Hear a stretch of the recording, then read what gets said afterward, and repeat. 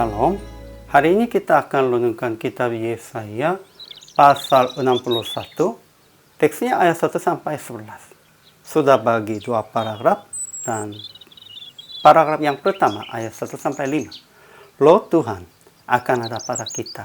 Kita harus memberitakan kabar baik dan pembebasan kepada orang-orang sengsara, orang-orang yang lemah hati, orang-orang tawanan, dan kepada orang-orang yang terkurung, kelepasan dari penjara. Paragraf yang kedua ayat 4-11. Tidak ada lagi raja di antara orang asing. Mereka akan melayani sebagai gembala petani. Kemudian orang-orang percaya diberikan misi hamba Allah dan imam Tuhan. Kesimpulannya, Roh Tuhan, kuasa Tuhan yang maha tinggi akan ada pada kita. Dan kita harus memberitakan kabar baik dan pembebasan kepada orang-orang sengsara, orang-orang yang lemah hati, orang-orang tawanan, dan kepada orang-orang yang terkurung, kelepasan dari penjara. Pada hari itu, semua orang akan berubah nama, fungsi, dan tujuan hidupnya. Tidak ada lagi raja di antara orang asing, penyerang, penguasa. Mereka semua akan melayani sebagai gembala petani yang mengerjakan ladang dan kebun anggur. Kemudian orang-orang percaya diberikan misi itu akan disebut hamba Allah dan dinamakan imam Tuhan. Tugas ini bukan menguasai mereka. Kita akan membimbing mereka untuk memuji dan menyembah Tuhan. Akhirnya Yerusalem, kota kita, akan menjadi seperti pengantin pria dan wanita memakai perhiasan serba indah. Dan Tuhan akan menumbuhkan kebenaran dan puji-pujian di depan semua bangsa-bangsa. Ajaran tentang Allah pertama, Tuhan telah mengurapi kita dengan rohnya. Kedua, ia mengaruniakan kepada mereka perhiasan kepala ganti abu, minyak untuk pesta ganti kain kapung, nyanyian puji-pujian ganti semangat yang pudar, supaya orang menyebutkan mereka pohon dan bantin kebenaran, tanaman Tuhan, untuk memperlihatkan keagungannya.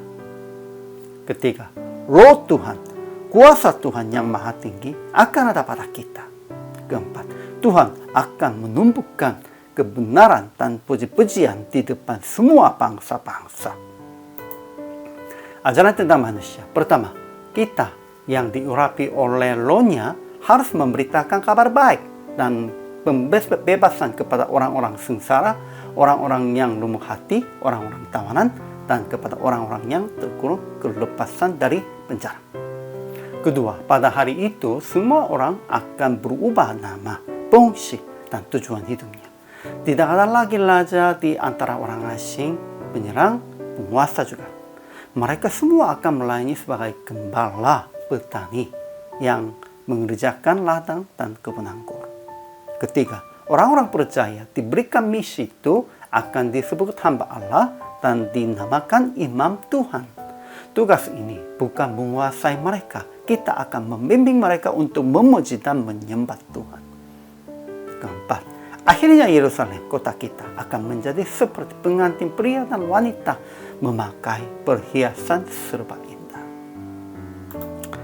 Aplikasinya, pertama, memberitakan kabar baik, pembebasan kepada orang-orang sengsara, orang-orang yang lemah hati, orang-orang tawanan, dan kepada orang-orang yang terkurung, kelepasan dari penjara. Kedua, memuliakan dan memuji nama Tuhan dengan semua perbuatan sebagai imam Tuhan, supaya menumbuhkan kebenaran dan puji-pujian di depan semua bangsa-bangsa, dan menjadinya sepertinya pengantin perempuan di hadapan Tuhan. Pasti pengantin laki-lakinya memang sudah tahu Yesus Kristus akan menjadi pengantin laki-laki, itu anak dombanya.